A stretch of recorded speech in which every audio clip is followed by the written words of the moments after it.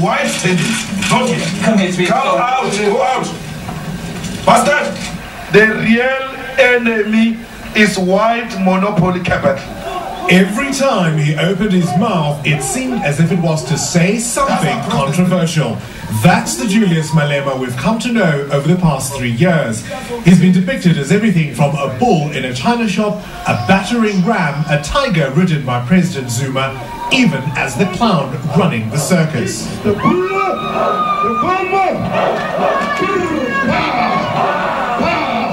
It seemed as if he genuinely believed he was untouchable, a kingmaker who could say or sing what he liked, when he liked, no matter who it offended. He became the ANC's irritating conscience, nagging about nationalization, expropriation of land, then perhaps the final straw, he began making utterances about foreign policy.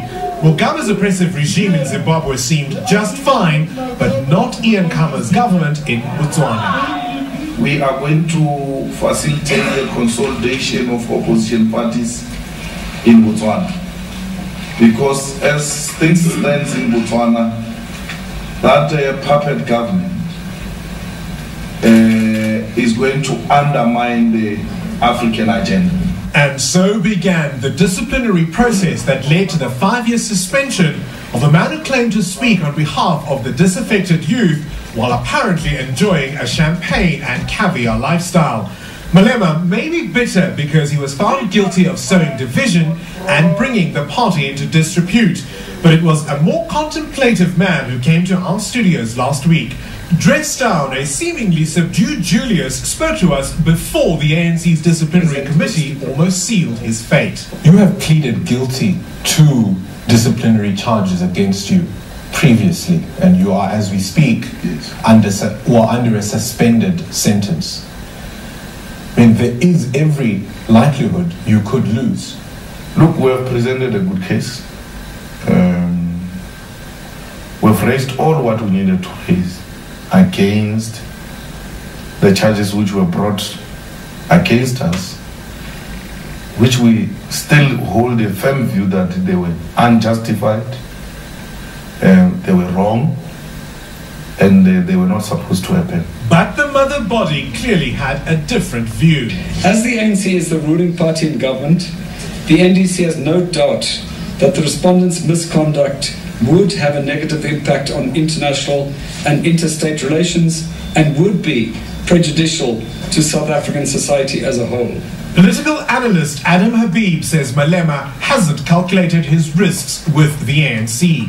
Clearly he had become an embarrassment to the leadership, or clearly he'd become an obstacle to the leadership. The statements around Botswana and regime change in Botswana severely embarrassed the president. He was found guilty for his Botswana utterance for negatively comparing President Zuma's administration with that of former President Mbeki and disrupting a meeting of cabinet ministers.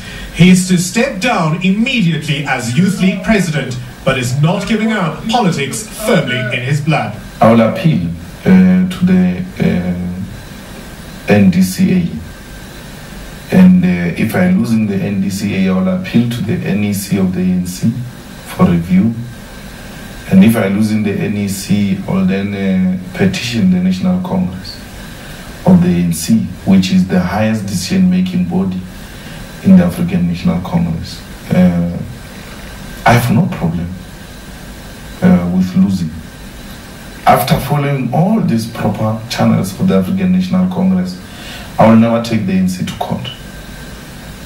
I will accept that that ends my political career. Editor of the Southern Africa Report, Karima Brown, thinks Malema's suspension and removal as Youth League president will stop his anti-Zuma campaign dead in its tracks. Suspension means, first of all, that he loses access to the structures of the organization. You are not allowed in the branch, but it essentially cuts him off from the organization, which hobbles his ability to organize for his political agenda, which is essentially to remove President Zuma at the next elective conference. Isn't ultimately the process, the disciplinary process you are facing within the ANC, really a contest between the two of you? I'm not in contest with President Zuma. I've never been, I will never be. I'm a youth league president. I know my space. You once spoke about being willing to do anything to defend President Jacob Zuma. You said you would kill for Zuma. What has gone wrong in your relationship from those days to now? When I said that about President Zuma, it was not because of a special relationship. It was as a result of commitment to the revolution and to the leadership of the revolution.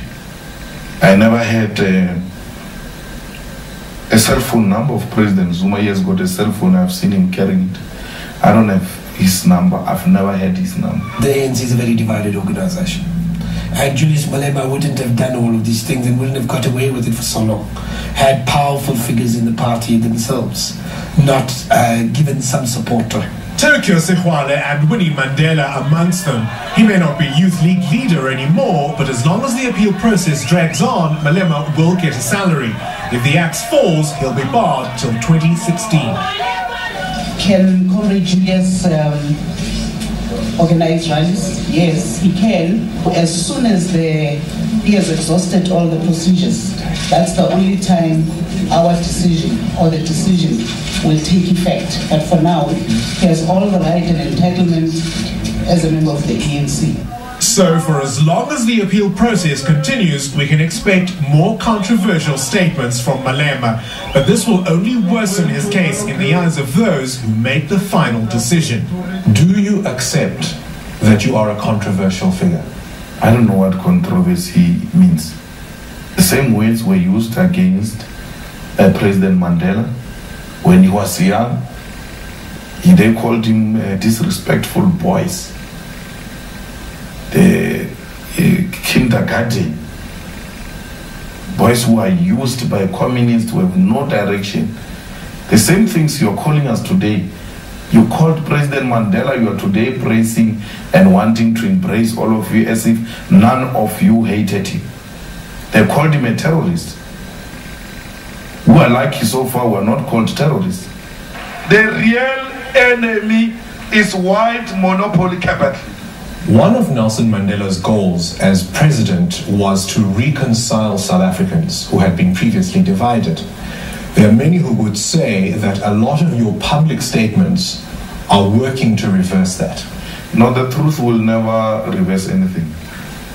If you want us to pretend to one another, if you want us to pretend like there was never apartheid and speak like everything is fine, then I'm not part to that type of a country.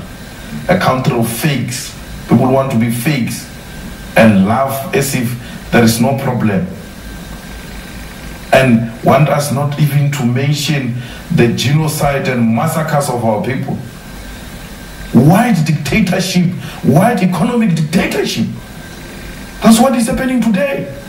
How does tell me I'm wrong. Tell me you are wrong, and then I will accept. Where is the equality President Mandela stood for? When the gap between the rich and the poor is widening, and that widening gap is racialized, it's not only racialized, it's sexist. It's only white males who are becoming more richer, not even white females. And African females in the rural areas are becoming more poorer. That should never be allowed. And I'm not going to sit back as a responsible revolutionary and say, no, I can't mention this because they are reversing, they are dividing us. A nation that is divided by the truth. Do you hate white people? No. I love them too much. They have a role to play. The white South Africans, who some of them today are even becoming poor, they've got a special place in our heart. They've got a contribution to make in this country. I have no problem with them. They must stop taking things personal. The battle is directed at white monopoly capital. President Malema, more after the break.